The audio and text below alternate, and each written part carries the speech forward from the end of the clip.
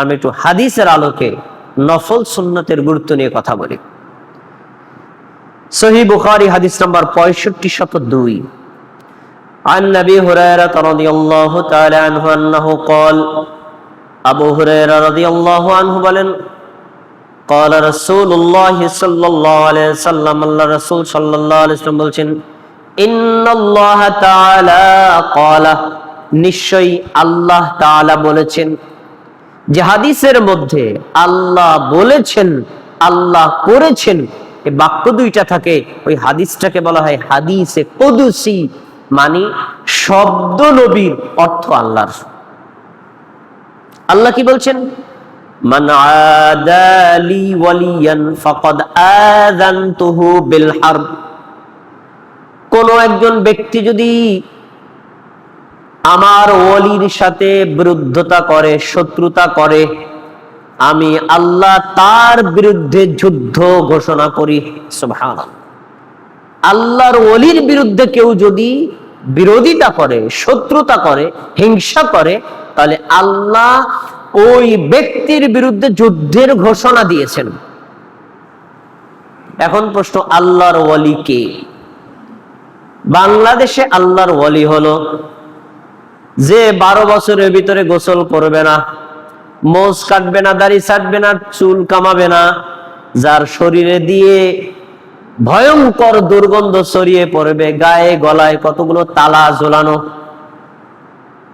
আর শরীরে আছে কতগুলো গাট্টি বস্তা, যেগুলো রাস্তায় টোকাইয়া ময়লা যুক্ত। এগুলো এই লোকটা মরার পরে দেখবেন একটা কবর হয়েছে, কয়েকদিন পর মাজার হয়েছে, এই লোকটার নাম হলো ওলি।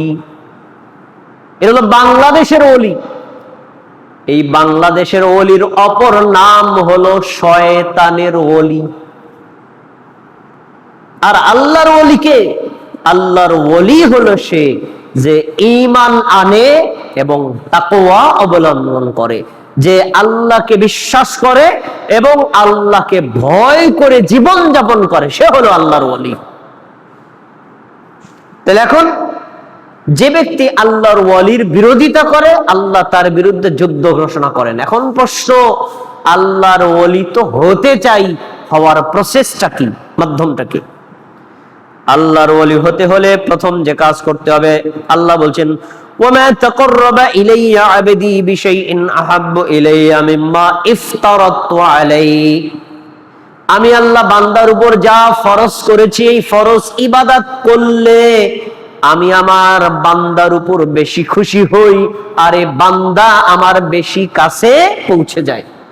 তাহলে আল্লাহর নিকটে যাওয়ার সবচেয়ে বড় মাধ্যম নফল আমল না ফরজ আমল? ফরজ আমল, কারণ এটা ফরজ। এইটা না করে নফল আমল করলে কোনো লাভ নাই। আগে ফরজ, তারপরে বলছেন ওমা ইয়াজালু আবদি ইয়াতাকাররাবু ইলাইয়া বিন-নওয়াফিল হাত্তা উহিব্বা। কোন আল্লাহর বান্দা, কোন আল্লাহর বান্দি যদি ফরজ ইবাদত করার পাশাপাশি নফল সুন্নাত অনবরত আদায় করতে থাকে, তখন সে আমার নিকটে আরো আসতে থাকে। আস্তে আস্তে এমন একটা পর্যায়ে পৌঁছে যায়, আমি আল্লাহ নিজে তাকে ভালোবাসি। সুবহানাল্লাহ। তাহলে হাদিসের এই ইবারত থেকে কে পাওয়া গেল? ফরজের সাথে সাথে নফল আমল করলে আল্লাহর নিকটে যাওয়া যায়, ফরজের পাশাপাশি নফল আমল করলে আল্লাহর ভালোবাসা পাওয়া যায়। তিনি হলেন আল্লাহর ওলি। তাহলে আল্লাহর ওলি হওয়ার দুইটা সিঁড়ি, এক, ফরজকে কোনোভাবে ত্যাগ করা যাবে না, দুই, পাশাপাশি নফল সুন্নাত আদায় করতে হবে। আচ্ছা, এরপরে যখন আমি তাকে ভালোবাসি, তখন এমন একটা পর্যায়ে পৌঁছে যায় যে আমি তার শ্রবণ শক্তি হয়ে যাই, যা দিয়ে সে শোনে। আমি তার চোখ হয়ে যাই, যা দিয়ে সে দেখে। আমি তার হাত হয়ে যাই, যা দিয়ে সে ধরে। আমি তার পা হয়ে যাই, যা দিয়ে সে চলে। এমন একটা পর্যায় হয় যে অবশেষে আমারে বান্দা যদি আমার কাছে কিছু চায়, আমি অবশ্যই তাকে তা দেই। সুবহানাল্লাহ। আরে আমারে বান্দা যদি আমার কাছে কোনো বিষয় থেকে আশ্রয় চায়, আমি অবশ্যই তাকে আশ্রয় দান করি। বলুন সুবহানাল্লাহ। তাহলে ফরজের পাশাপাশি নফল আমল করলে বান্দা আল্লাহর এত কাছে পৌঁছে যায়, তার অঙ্গ প্রত্যঙ্গ গুলো আল্লাহর কথায় চলে, আল্লাহর নির্দেশের বাইরে সে চলে না। আর এই লোকটা আল্লাহর কাছে কিছু চাইলেই পায়, আর আশ্রয় চাইলেই আল্লাহ তাকে আশ্রয় দেয়। তার মানে সে লোকটা আল্লাহর ওয়ালি। তাহলে আল্লাহর ওলি হওয়ার জন্য মাধ্যম কি? ফরজের পাশাপাশি সুন্নাত আর নফল। অতএব সুন্নাত নফল নামাজকে কোনোভাবেই অবজ্ঞা অবহেলা করা যাবে না। আসুন এরপরে আমরা যখন ফরজ সালাত আদায় করব, সুন্নাত এবং নফল সালাত আদায় করব, তখন সুন্নাত এবং নফল আর ফরজের মাঝখানে একটা চিহ্ন দিতে হবে যে এটা ফরজ আর এটা নফল। কিভাবে চিহ্ন দিবেন? চিহ্ন দেওয়ার মাধ্যম হলো স্থান পরিবর্তন করা। ফরজের জায়গাতে সুন্নাত পড়া উচিত না। যেই জায়গা দাঁড়িয়ে আপনি ফরজ সালাত আদায় করবেন তার থেকে একটু সরে পড়া। হাদিস দেখেন, রাসূল সাল্লাল্লাহু আলাইহি ওয়াসাল্লাম বলেন, আয়াজিজু আহাদুকুম, তোমাদের মধ্যে কেউ কি অক্ষম, সক্ষমতা রাখো না? কি? আইয়াতা কদ্দামা আইয়াতা আখরা আইয়ামিনিহি আন শিমালিহি, তুমি যেই জায়গায় দাঁড়িয়ে ফরজ সালাতটা আদায় করলা, একটু সামনে গিয়ে পড়ো, একটু পিছনে এসে পড়ো, অথবা ডানে এসে পড়ো, অথবা বামে এসে পড়ো। মানে ফরজের জায়গাতে তুমি সুন্নাত সালাত আদায় করো না। তাহলে ফরজের জায়গায় দাঁড়িয়ে সুন্নাত সালাত আদায় করা যাবে না যদি সামনে জায়গা থাকে, পিছনে জায়গা থাকে, ডানে বামে জায়গা থাকে। এমনকি দিনের বুঝ থাকলে সাহাবীদের মতো আমরা করতে পারি। এই মসজিদে মুসল্লি পুরা ভরপুর, ফরজ সালাতে সালাম ফিরানোর পরে জিকির আজকার করলেন, এখন আপনি সুন্নাতে দাঁড়াবেন, কেউ নড়াচড়া করেন, আপনি জায়গা পাচ্ছেন না। তো সাহাবীরা কি করতেন? আব্দুল রহমান ভাই, আপনি আমার জায়গায় বসেন, আর আমি গিয়ে আপনার জায়গায় দাঁড়াইয়া সুন্নাত পড়ি। দেখছেন তিনি এই সুযোগটা কেন দিতেন? সাহাবীরা জানতেন যে সুন্নাত ফরজের জায়গায় পড়া উচিত নয়, এজন্য তিনি সুযোগ করে দিতেন। আর আমরা এমন একটা অবস্থা, ডানে জায়গা, বামে জায়গা, সামনে জায়গা, পিছনে জায়গা, বান্দা সেই জায়গায় দাঁড়াইয়া পড়বে। শিক্ষাটা পাইছি কোথা থেকে? ইমামদের থেকে। ইমাম সাহেব মেহরাবের যেই জায়নামাজে দাঁড়াইয়া জুমার সালাত আদায় করলেন, তিনি ইচ্ছা করলে পিছনে আসতে পারতেন, জায়গা থাকা সত্ত্বেও ওখানে গিয়ে পড়ছেন। তার মানে আমরা মনে করি যে এক জায়গা পড়লেই হলো, কিন্তু না। সুন্নাত নিয়ম হলো ফরজ থেকে স্থানান্তর করে সুন্নাত এবং নফল সালাত আদায় করা। দেখেন আরেকটি হাদিস আপনাকে আমি শোনাই। আব্দুল্লাহ ইবনে ওমর রাদিয়াল্লাহু তাআলা আনহু বলে, দেখলেন একজন ব্যক্তি, তিনি জুমার দিন ফরজ সালাত আদায় করলেন, সালাতের পরে জিকির আজকার করেছেন, এখন তিনি দাঁড়াইয়া আবার সুন্নাত আদায় করছেন ঠিক ওই একই জায়গাতে। তখন আব্দুল্লাহ ইবনে ওমর রাদিয়াল্লাহু তাআলা আনহু ফাদাফাহু, ওনাকে ধাক্কা দিলেন। ধাক্কা দিয়ে বললেন, এই আতুসাল্লিল জুমাআতা আরবাআতান, তুমি কি জুমার ফরজ নামাজ 4 রাকাত পড়বা? তার মানে আব্দুল্লাহ ইবনে ওমর বোঝাতে চাইলেন, একটু আগে এই জায়গাতে দাঁড়াইয়া ফরজ 2 রাকাত সালাত আদায় করছিলা, এখন যদি আবার ওই জায়গাতেই দাঁড়ায় 2 রাকাত ফরজ পড়ো, তাহলে তো দুইটাই ফরজ হয়ে গেল। ফরজ আর নফলের মধ্যে তুমি তো পার্থক্য রাখলা না, তোমার উচিত ছিল স্থান পরিবর্তন করে পড়া। তাহলে বোঝা যাচ্ছে স্থান পরিবর্তন করে পড়তে হবে। এই বিধান ইমামের জন্য। দেখেন পরে আরেকটা হাদিস, মুগীরা ইবনে শুবা রাদিয়াল্লাহু তাআলা আনহু, রাসূল সাল্লাল্লাহু আলাইহি ওয়াসাল্লাম বলেন, লা ইউসাল্লিল ইমামু ফিল মাওদিইল্লাযী সাল্লা ফীহি হাত্তা ইয়াতাহাওয়ালা, তোমাদের মধ্যে কেউ যখন ইমামতি করবে, যেই জায়গায় দাঁড়িয়ে সে ইমামতি করেছে, ফরজ সালাত আদায় করেছে, তার উচিত ওই স্থান থেকে সরে সুন্নাত সালাত আদায় করা। তাহলে ইমামের জন্য এই বিধান, মুসল্লির জন্য এই বিধান, আমরা ফরজ আর নফলের মধ্যে স্থান পরিবর্তন করে পড়ব। আচ্ছা, এরপরে সুন্নাত এবং নফল সালাত আর ফরজ সালাতের মধ্যে আরেকটি পার্থক্য হলো, ফরজ সালাতের আদায় করার সঠিক জায়গা হলো মসজিদ, নফল সুন্নাত আদায় করার উত্তম জায়গা হলো নিজের ঘর।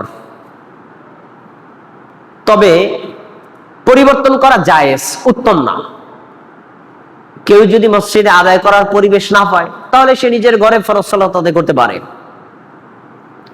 কেউ যদি নিজের ঘরে পরিবেশ না থাকে তাহলে সুন্নাত আর নফল যদি মসজিদে পড়ে জায়েজ, কিন্তু উত্তম হলো কি নিজের ঘরে নফল সুন্নাত আদায় করা। কেন করবেন তার কারণ আছে। যায়েদ ইবনে সাদ রাদিয়াল্লাহু তাআলা আনহু রাসূল সাল্লাল্লাহু আলাইহি ওয়াসাল্লাম বলেছেন, ফালাইকুম বিসসালাতি ফি বুয়ুতিকুম ফাইন্না খায়রা সালাতিল মারই ফি বাইতিহি ইল্লা সালাতাল মাকতুবা। তোমাদের উচিত কিছু সুন্নাত, কিছু ফরজ নিজের ঘরে আদায় করা।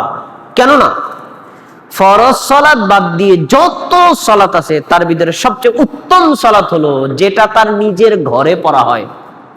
তার মানে নফল সালাত, সুন্নাত সালাত মসজিদে পড়ার চাইতে নিজের ঘরে পড়লে বেশি নেকি হয়, আর ফরজ সালাত নিজের ঘরের চাইতে মসজিদে পড়লে বেশি নেকি পাওয়া যায়।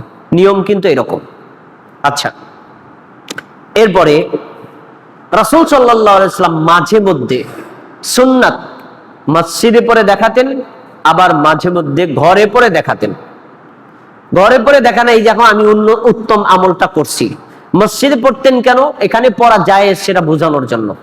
দেখেন রাসূল সাল্লাল্লাহু আলাইহি ওয়াসাল্লাম একজন সাহাবী বলেন, হাফিজতু মিনান নবী সাল্লাল্লাহু আলাইহি ওয়াসাল্লাম 10 রাকাত। আমি আমাদের নবী থেকে 10 রাকাত নামাজ মুখস্থ করে রেখেছি। তিনি ফরজের আগে পরে পড়তেন। এই 10 রাকাতের মধ্যে একটা হচ্ছে রাকাতাইনি বাদাল মাগরিবি ফি বাইতিহি, মাগরিবের 3 রাকাত ফরজ সালাত আদায় করার পরে আমাদের নবী 2 রাকাত সুন্নাত সালাত তার ঘরের মধ্যে পড়েছেন, মসজিদে পড়েন নাই। আচ্ছা, এরপরে রাকাতাইনি বাদাল ইশাই ফি বাইতিহি, এশা সালাত 4 রাকাত আমাদের নিয়ে আমাদের নবী জামাতের সাথে আদায় করেছেন। জামাতের পরে তিনি 2 রাকাত সুন্নাত মসজিদে না পড়ে নিজের ঘরে গিয়ে পড়েছেন। তাহলে বোঝা গেল নবী সাল্লাল্লাহু আলাইহি ওয়াসাল্লাম নিজে নিজের ঘরে সুন্নাত নফল আদায় করে দেখিয়েছেন। কেন করবেন তার আরেকটা কারণ আছে। আরেকটা কারণ হলো রাসূল সাল্লাল্লাহু আলাইহি ওয়াসাল্লাম বলেছেন, সাল্লু ফি বুয়ুতিকুম ওয়া লা তাত্তাখিদুহা কুবুরা। আমার উম্মত শোনো, তোমাদের ঘরের মধ্যে কিছু নফল সুন্নাত নামাজ আদায় করবা, তোমরা তোমাদের ঘরটাকে কবর বানাইও না। কেন কবর বানায় এটা কেন বলা হয়? কারণ কবরের মধ্যে কেউ নামাজ পড়ে? ইসলামী শরীয়তের বিধান, যেই জায়গাটা মসজিদের জন্য ওয়াকফ করা হবে ওই জায়গাতে কবর দেওয়া হারাম, ওই জায়গাতে কবরস্থান বানানো হারাম। কারণ কবর আর সেজদার জায়গা কখনো এক হতে পারে না।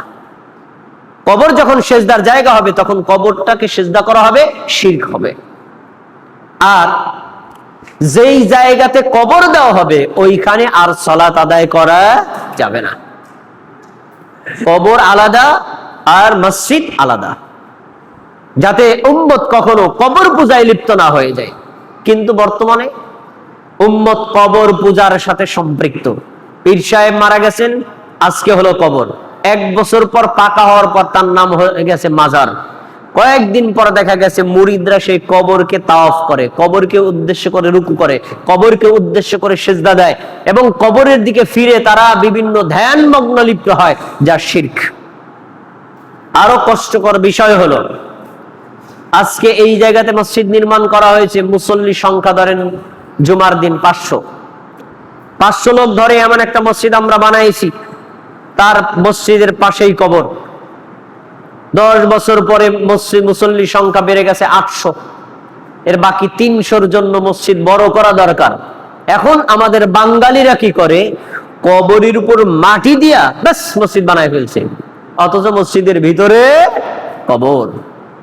এই যে মসজিদের ভিতরে কবর যদি হয় ওই মসজিদে সালাত আদায় করা যাবে না, কারণ আল্লাহ রাসূল বলেছেন লা তুসাল্লু ইলাইহা, তোমরা কবরের দিকে ফিরে কখনো নামাজ পড়বা না।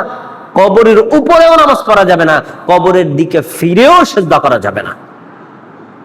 আমি কথাগুলো কেন এনেছি? নবী সাল্লাল্লাহু আলাইহি ওয়াসাল্লাম বলছেন, তোমার ঘরকে কবর বানায় না। যারা নিজের ঘরে নফল, সুন্নাত, ফরজ কোন নামাজই পড়ে না, তারা তাদের ঘরটাকে কবর বানায় ফেলছে। এজন্য কিছু নামাজ নিজের ঘরে পড়া উচিত, কারণ এই নামাজের মাধ্যমে আল্লাহর বারাকাত, আল্লাহর রহমত আপনার ঘরে অবতীর্ণ হয়। আরেকটি হাদিস দেখেন, রাসূলুল্লাহ সাল্লাল্লাহু আলাইহি সাল্লাম বলেছেন, লা তাজআলু ফি বুয়ুতিকুম মাকাবির, তোমরা তোমাদের ঘরকে কবর বানাবা না। শোনো, ওয়া ইন্নাল বাইতাল্লাযী তাকরাউ ফীহিল বাকারা লা ইয়াদখুলুহু শাইতান, যেই ঘরের মধ্যে সূরাতুল বাকারা পড়া হয়, শয়তান ওই ঘরের মধ্যে প্রবেশ করতে পারে না। সুবহানাল্লাহ। তার মানে আপনি যখন সূরা বাকারার কিছু আয়াত, কিছু আয়াত নামাজের মধ্যে অথবা নামাজের বাইরে নিজের ঘরের মধ্যে পড়বেন, তখন আল্লাহর রহমত হবে, রহমতের ফেরেশতারা আপনার ঘরে থাকবে, বারাকাত অবতীর্ণ হবে, সে ঘরের মধ্যে শয়তান প্রবেশ করতে পারবে না। আর ঘরের মধ্যে কোনো নামাজ নাই, কোরআন তেলাওয়াত নাই, কোনো কিচ্ছু নাই, সব ইবাদত মসজিদের মধ্যে সম্পৃক্ত, আপনার ঘরে আল্লাহর রহমতের ফেরেশতা থাকবে না, শয়তান বসবাস করবে। এজন্য কিছু নামাজ নিজেদের ঘরের জন্য রেখে দেওয়া উচিত। আচ্ছা, এবার আরেকটি চমৎকার হাদিস আপনাদেরকে শোনাবো। যারা বিবেকবান, বুদ্ধিমান মানুষ, জ্ঞানী মানুষ, তাদের হাদিসের মধ্যে অনেক কিছু শেখার আছে। বিশেষ করে যারা ফরজ আদায় করার পরে নফলে চরম অবহেলা করেন। আমরা দেখি, এই যে জুমার খুতবা দিচ্ছি, তারপরে সালাত, সালাতের পরে সালাম ফিরাইলাম, কথা বলার সময় পাই না, মুসল্লিরা বাইরে চলে গেছে অর্ধেক, তারপরে মোটরসাইকেল টান নিজের বাড়ি রওনা দিয়ে গেছে, তারা সুন্নাত পড়েই না, কোনো ব্যস্ততা নাই, চলে যাচ্ছেন। তাদের বিবেককে জাগ্রত করার জন্য এই একটা হাদিস আপনাকে আমি শোনাই। সুন্নাত আর ফরজ আসমান জমিন পার্থক্য। সুন্নাতের মান আর ফরজের মান কখনোই ঠিক না, কিন্তু একটা সময় এমন হবে আপনার সুন্নাত, আপনার নফলটা ফরজের সমান ব্যাকআপ দিবে। বলেন সুবহানাল্লাহ। কত কেমন? হ্যাঁ, হাদিসের কথা, আমার কথা না। শুনুন হাদিস, সুনান তিরমিজি হাদিস নাম্বার 413।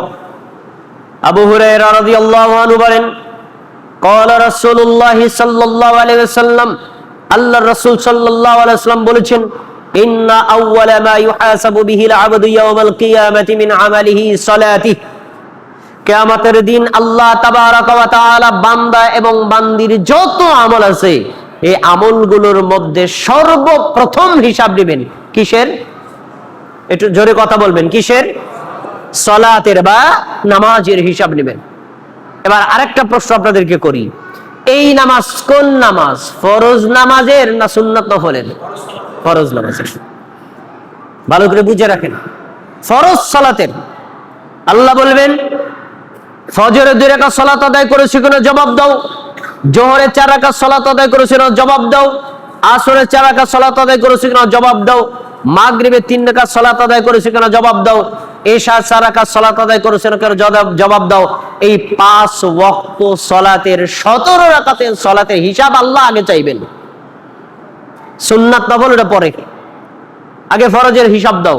তার মানে আল্লাহর কাছে সুন্নাত আর নফলের চাইতে ফরজের মান মর্যাদা গুরুত্ব সবচেয়ে বেশি। আমি একজন দোকানদার, ব্যবসা করছি, উমরা উপলক্ষে সৌদি আরব যাব, 15 দিন দোকান বন্ধ থাকবে, বন্ধ রাখলে তো কাস্টমার ছুটে যাবে। আব্দুল মান্নান ভাই, 15 দিন আমার দোকানটা করবেন, 15 দিন পরে আসবো আপনার সাথে, তারপরে আমি আপনার থেকে হিসাব নিব। তবে আপনাকে আমি বলি, চাল ডাল আটা ময়দা যেগুলো বাকি হয়, এই হিসাবটা শক্তভাবে রাখবেন। আমি আসার পরে সবার আগে এটা জিজ্ঞেস করব, এরপরে বাকি হিসাব দিবেন। এরকম আমরা অনেক সময় বলি না? তার মানে এটার গুরুত্ব সবচেয়ে বেশি। তো আল্লাহ রাব্বুল আলামিন আপনার কাছে সুন্নাতের নামাজের হিসাব পরে, নফল নামাজের হিসাব পরে, আগে ফরজের হিসাব দাও। আল্লাহর কাছে ফরজের দাম সবচেয়ে বেশি। এজন্যই এই হাদিসের আলোকে আমি ওই সকল ভাইদেরকে বলি, একেবারে নামাজ ছেড়ে দেওয়ার চাইতে সুন্নাত বাদ দিয়া ফরজ পড়াটা ভালো। কিছু ব্যবসায়ী আছেন যে নামাজের সময় কাস্টমার এত চাপে যে যার ফলে মনে করেন আমি যদি এখন নামাজে যাই তাহলে আমার কমপক্ষে 5,000 টাকা লস, এই জন্য উনি নামাজই পড়ে না। এই বেনামাজি হওয়ার চাইতে তার উত্তম পদ্ধতি হচ্ছে সে আগে ওযু রাখবে। কাস্টমার আসলেও ভাই একটু অপেক্ষা করেন, আমি 4 রাকাত ফরজটা পড়ে নেই ভাই, 4টা মিনিট সময় দেন। আপনি দোকানের মধ্যেই যান, নামাজটা বিছিয়ে আল্লাহু আকবার 4 রাকাত ফরজ সালাত আদায় করবেন। জোহরের আগে 4 রাকাত পড়েন নাই, পরে 2 রাকাত পড়েন নাই, কমপক্ষে আল্লাহর ফরজটা তো আদায় হলো। কিন্তু কিছু ভাই আছে না, আরে ভাই আগে সুন্নাত না পড়লে ফরজের কোনো দাম আছে, তার নামাজে ছেড়ে দিল। এটা ভয়ঙ্কর না? এজন্য ফরজের ব্যাপারে কোনো ডিসকাউন্ট নাই, কোনো কম্প্রোমাইজ নাই। ফরজ আদায় করতে আপনি বাধ্য, যে কোনো মূল্যে। কিভাবে আদায় করবেন? আপনার মসজিদে যাওয়া সম্ভব, মসজিদে গিয়ে আদায় করবেন। সম্ভব না, ঘরে আদায় করবেন। এরপরে আপনি পাক কাপড়ে সালাত আদায় করবেন। পাক কাপড় নাই, আপনি নাপাক কাপড়ে সালাত আদায় করবেন। নাপাক কাপড় নেই, উলঙ্গ অবস্থায় হলে সালাত আদায় করবেন। আপনি ফজর সালাত সূর্যোদয়ের আগে পড়বেন, আউয়ালাতে পড়বেন। আউয়ালাতে আদায় করতে পারেন না, সূর্যোদয়ের আগে আদায় করবেন। সূর্যোদয়ের আগে আদায় করতে পারছেন না, এই যে ঘুম থেকে উঠলেন দেখলে সূর্য উঠতেছে, বাস আপনি তখনই উঠে ওযু করে তখনই সালাত আদায় করবেন। কিন্তু ফরজ সালাতে কোনো ছাড় নাই, ফরজে অবহেলা করা যাবে না। আল্লাহ তাবারাক ওয়া তাআলা সবার আগে আপনার ফরজের হিসাব নেবেন। এরপর হাদিসের শব্দ শুনেন, ফাইন সালাহাত ফাকাদ আফলাহা ওয়া আনজাহা। কোন আল্লাহর বান্দার, কোন আল্লাহর বান্দির যদি 17 রাকাত ফরজ সালাত ঠিকমতো পাওয়া যায়, তাহলে এই লোকটা সফল হবে, আর এই লোকটাই জাহান্নাম থেকে মুক্তি পেয়ে যাবে। সুবহানাল্লাহ। সফল মানে জান্নাত পাবে আর জাহান্নাম থেকে মুক্তি পাবে। আচ্ছা, এরপরে হাদিস শোনেন, যারা ফরজের পরে সুন্নাত পড়তে চান না, শোনেন, ওয়াইন ফাসাদাত ফাকাদ খাবা ওয়া খাসিরা। কোন আল্লাহর বান্দা বান্দির যদি ফরজ আমলে ঘাটতি পাওয়া যায়, তখন সে কিয়ামতের দিন আফসোস করবে, ক্ষতিগ্রস্ত হবে, অনুতপ্ত হবে।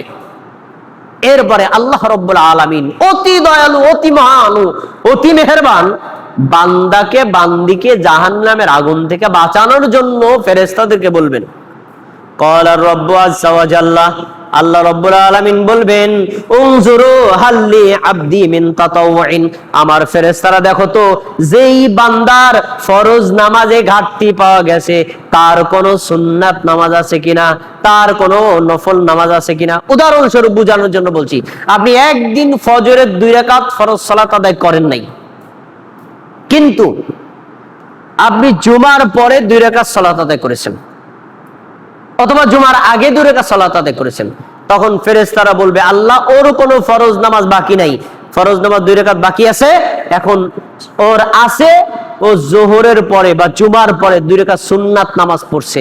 আল্লাহ তাবারাকা ওয়া তাআলা বলবেন, ওর এই 2 রাকাত সুন্নাত, এই 2 রাকাত নফলকে ফরজ ধরে তাকে জাহান্নাম থেকে বাঁচানোর ব্যবস্থা করো। সুবহানাল্লাহ।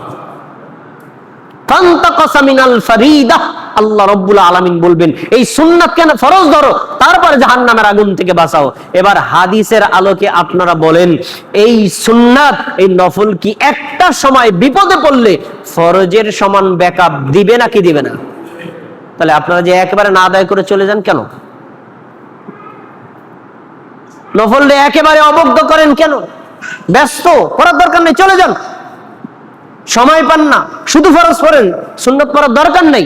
কিন্তু সময় আছে, কোনো ব্যস্ততা নাই, কোনো আপনার কাজ নাই, অবহেলা বশত ছেড়ে দিবেন কেন? এটা তো আপনার ভুল। অবহেলা বশত ছেড়ে দেওয়া যাবে না। এরপরে হাদিসের অংশ আপনাকে বলছি, সুম্মা ইয়াকুনু সাইরু আমালিহি আলা যালিক। ফরজ সালাতের পরে সুন্নাত সালাত, এইভাবে যে হিসাবটা আল্লাহ তাবারাকা ওয়া তাআলা নিলেন না, অনুরূপ ভাবে অন্যান্য আমলেরও হিসাব নেবেন। কিভাবে? যাই হোক, নফল সুন্নাত পাওয়া গেছে, ফরজটাকে ঘাটতি করে তাকে বাঁচানোর ব্যবস্থা হলো। এবার আল্লাহ বলবেন, এ আমার বান্দা, তোমার তো সম্পদ ছিল, যাকাত আদায় করেছো কিনা হিসাব দাও। যাকাত আদায় করেছো না, ফরজ যাকাত, এটা আদায় করেছো কিনা? আদায় করেছি, কিন্তু 10,000 টাকা যাকাত বাকি রয়েছে। দেখো তো আমার বান্দার কোন নফল দান আছে কিনা। বাইতুল আমান সালাফি জামে মসজিদে নির্মাণের সময় 10,000 টাকা দিয়েছিল, এরকম আছে কিনা? হ্যাঁ আল্লাহ তাআলা পাইছি, উনি 10,000 টাকা অন্য জায়গায় নফল দান করছে, আল্লাহ বলবেন এই নফল দানকে ফরজ জাকাত ধরে তাকে বাঁচানোর ব্যবস্থা করো। সুবহানাল্লাহ। এরপরে বলবেন আল্লাহ রাব্বুল আলামিন দেখো তো তার রমজান মাসের 30-29টা দিন সিয়াম ঠিক মতো আদায় করেছে কিনা। আল্লাহ রাব্বুল আলামিনের ফেরেশতারা বলবেন আল্লাহ হ্যাঁ সব সিয়াম ঠিক আছে, 1 বছরের 5টা রোজা রাখে নাই।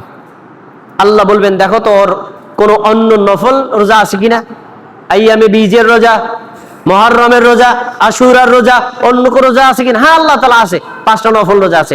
এই 5টা নফল রোজারে ফরজ রোজা ধরে আমার বান্দাকে জাহান্নাম থেকে বাঁচানোর ব্যবস্থা করো। সুবহানাল্লাহ। তাহলে বোঝা গেল যে ফরজ আমলের গুরুত্ব অনেক বেশি, নফলটাকে অবহেলা করা উচিত না। এই নফল সুন্নাত একটা সময় আপনার এবং আমার জন্য অনেক বড় ফায়দা দিবে। একটা হাদিস বলে আলোচনা শেষ করে দিচ্ছি। আপনি আর আমি যদি দৈনিক 5 ওয়াক্ত ফরজ সালাতের আগে এবং পরে 12 রাকাত সুন্নাত বা 12 রাকাত নফল সালাত আদায় করি, আল্লাহ রাব্বুল আলামিন আপনার জন্য আমার জন্য জান্নাতে স্পেশাল আলাদা একটা ঘর বানিয়ে রাখবেন। বলেন সুবহানাল্লাহ। এটা কিন্তু ফরজ নামাজের জন্য না, নফল 12 রাকাত নামাজের জন্য। হাদিস শুনেন, সুনানে আবু দাউদের হাদিস এবং সুনানে তিরমিজির হাদিস। উম্মে হাবিবা রাদিয়াল্লাহু তাআলা আনহা বলেন قال رسول الله صلى الله عليه وسلم, আল্লাহ রাসূল সাল্লাল্লাহু আলাইহি ওয়াসাল্লাম বলছেন মান সাল্লা ফি ইয়াউমি ওয়া লাইলাতিন 12 রাকাতান সিওয়াল ফারিদা, যে ব্যক্তি দিবারাত্রি 24 ঘন্টায় ফরজ 17 রাকাত নামাজ বাদ দিয়ে এই ফরজের আগে পরে 12 রাকাত সুন্নাত বা নফল নামাজ পড়বে, বানাল্লাহু লাহু বাইতান ফিল জান্নাহ, এই 12 রাকাত সুন্নাতের জন্য আল্লাহ ওই বান্দির জন্য বান্দার জন্য জান্নাতে স্পেশাল একটা আলাদা ঘর বানিয়ে রাখবেন। সুবহানাল্লাহ। তাহলে আপনি সুন্নাতের অবহেলা করছেন, অথচ সুন্নাতের বিনিময়ে কি পাওয়া যায়? স্পেশাল জান্নাত। সুন্নাতের বিনিময়ে পাওয়া যায় আলাদা স্পেশাল জান্নাত। এখন এই 12 রাকাত কি? এই 12 রাকাতের বর্ণনা দিচ্ছেন ইমাম তিরমিজি রাহিমাহুল্লাহ। তিনি বলছেন আরবান ক্বাবলা যোহর, যোহরের আগে 4 রাকাত, রাকাতাইনি বাদা যোহর, যোহরের পরে হলো 2 রাকাত, রাকাতাইনি বাদাল মাগরিবি, মাগরিবের পরে 2 রাকাত, রাকাতাইনি বাদাল ইশা, ইশার নামাজের পরে 2 রাকাত, রাকাতাইনি ক্বাবলাল ফাজরি, ফজরের আগে 2 রাকাত। মোট কয় রাকাত হলো? 12 রাকাত। যোহরের আগে 4, যোহরের পরে 2, 6 রাকাত, মাগরিবের পরে 2, 8 রাকাত, ইশার পরে 2, কত হলো? 10 রাকাত। আর ফজরের আগে 2, কয় রাকাত হলো? 12 রাকাত। এই 12 রাকাত সালাত আদায় করলে আল্লাহ আপনার জন্য আলাদা স্পেশাল জান্নাত দান করবেন। এই জায়গাতে একটু প্রশস্ততা আছে। প্রশস্ততা কি? হাদিসে বর্ণনা পাওয়া যায় যোহরের আগে আপনি 4 রাকাত পড়তে পারেন, ব্যস্ত থাকলে যোহরের আগে 2 রাকাতও পড়তে পারেন। যোহরের পরে 4 রাকাত পড়তে পারেন, আবার যোহরের পরে 2 রাকাতও পড়তে পারেন। দুইটাই হাদিস সহিহ। যদি সময় বেশি থাকে 4 রাকাত পড়বেন, সময় কম থাকলে 2 রাকাত পড়বেন। সময় বেশি আছে 4 রাকাত পড়বেন, সময় কম 2 রাকাত পড়েন। একেবারে মানে অপ্রয়োজনে ছেড়ে দিবেন না। ঠিক একই কথা, জুমার দিন মসজিদে প্রবেশ করেছেন, সম্মানিত মুসল্লিগণ মনোযোগ দিয়ে শুনুন। ঢোকার পরে দেখলেন ইমাম সাহেব খুতবা শুরু করেননি, কোনো দিকে তাকাবেন না, 2 রাকাত সালাত, দুখুলুল মসজিদ সালাত আদায় করেছেন। সালাম ফেরানোর পরে দেখছেন ইমাম সাহেব এখনো খুতবা শুরু করেননি, এবার পড়বেন 4 রাকাত সালাত। যদি দেখেন যে সালাম ফেরানোর পরে 2 রাকাত পড়ার পর যদি দেখেন ইমাম সাহেব খুতবা শুরু করে দিয়েছে, আর কোনো নামাজ নাই, ব্যাস খুতবা শুনতে হবে। আর যদি তিনি খুতবা শুরু না করেন 4 রাকাত পড়বেন। 4 রাকাত আদায় করেছেন, এখনো যদি খুতবা শুরু না করেন আপনি ইচ্ছা করলে 2 রাকাত পরে পড়তে পারেন, অথবা বসে জিকির আজকার দোয়া তাওবা ইস্তিগফার কোরআন তেলাওয়াত করতে পারেন। কিন্তু যখন ইমাম সাহেব খুতবা শুরু করবেন, খুতবার সময় প্রবেশ করলে বা খুতবার পরে প্রবেশ করলে মাত্র 2 রাকাত সালাত আদায় করতে হবে, আর কোনো সালাত আদায় করা যাবে না। আচ্ছা, এবার ইমাম সাহেবের খুতবা শুনলেন, জামাতের সাথে 2 রাকাত ফরজ সালাত আদায় করলেন। ফরজ সালাত আদায় করার পরে আপনি 2-3 ভাবে আদায় করতে পারেন। ব্যস্ত আছেন, 2 রাকাত পড়তে পারেন। সময় আছে, 4 রাকাত পড়তে পারেন। আরো সময় আছে, তাহলে 2 রাকাত 4 রাকাত, অথবা 4 রাকাত 2 রাকাত, মোট 6 রাকাত পড়তে পারেন। আপনি চরম ব্যস্ত, সময় পান না, গাড়ি ছুটে যাচ্ছে, সালাম ফিরানোর পরে দেরি করার দরকার নেই, যান গাড়িতে উঠে যান। মানে ব্যস্ত থাকলে কোনো পড়ার দরকার নেই, কিন্তু আপনি সময় আছে, বাইরে গিয়ে গল্প করতেছেন। আমরা সুন্নাত পড়ার পরেও দেখি আপনি বাইরে গল্প করতেছেন, তা আপনি কাজটা করলেন কি? সুন্নাত না বলে বাইরে গেলেন কেন? ওই সময়টা তো আপনি এখানে 4 রাকাত সালাত করতে পারতেন, 2 রাকাত সালাত করতে পারতেন, অথবা 4 রাকাত সালাত করতে পারতেন। আপনি বাইরে গিয়ে গল্প করেছেন, কোনো ব্যস্ততা নাই, অযথা বাইরে চলে যান। এইভাবে আমরা সুন্নাতকে অবহেলা করব না, তাতে কি হবে? জান্নাতের উচ্চ মর্যাদা থেকে আমরা বঞ্চিত হব। আল্লাহ রাব্বুল আলামিন এখন থেকে আমাদেরকে ফরজকে সর্বোচ্চ মর্যাদা দিয়ে এবং সময় সাপেক্ষে ফরজের পাশাপাশি সুন্নাতও গুরুত্বের সাথে আদায় করার তৌফিক দান করুন। বলুন আমিন।